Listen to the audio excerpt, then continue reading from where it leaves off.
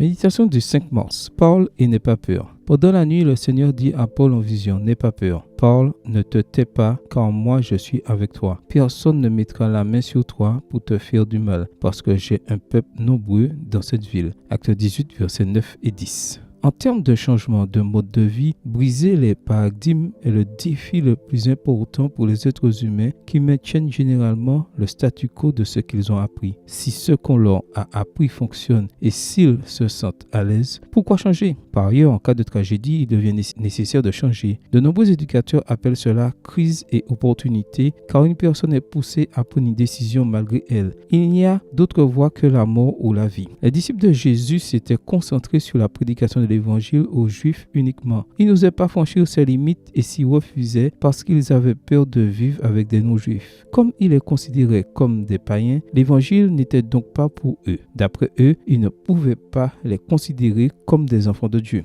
Mais Paul était de tempérament plus agressif, habitué à être un leader et à prendre des décisions extrêmes. Il a décidé de quitter les Juifs et d'aller prêcher aux païens. Les Juifs avaient du mal à accepter Jésus comme le Messie et ils se disputaient avec l'apôtre au point de le haïr et de vouloir sa mort. Toutefois, beaucoup d'entre eux voulaient l'écouter et acceptaient volontiers les nouveaux enseignements de l'Évangile. Le Seigneur a dit directement à Paul, n'aie pas peur. Paul, ne te tais pas. Dieu désirait qu'il brise les paradigmes auxquels les Juifs étaient liés depuis tant d'années. Jésus voulait que sa parole ne s'adresse pas seulement aux Juifs, mais au monde entier. Dieu ne fait pas de distinction entre les personnes. Depuis le début, son plan consistait en ce que chaque être humain ait la possibilité de le connaître pour être sauvé. Son plan reste le même aujourd'hui. Paul n'est plus en vie, mais Dieu suscite à nouveau des hommes et des femmes partout dans le monde pour remplir cette fonction. Peut-être t'a-t-on approché de cette manière, brisant les préjugés, proclamant auprès de toi l'évangile de Jésus. À présent, le privilège te revient de faire de même pour d'autres qui en ont besoin. Ne te tais pas, c'est l'ordre de Dieu.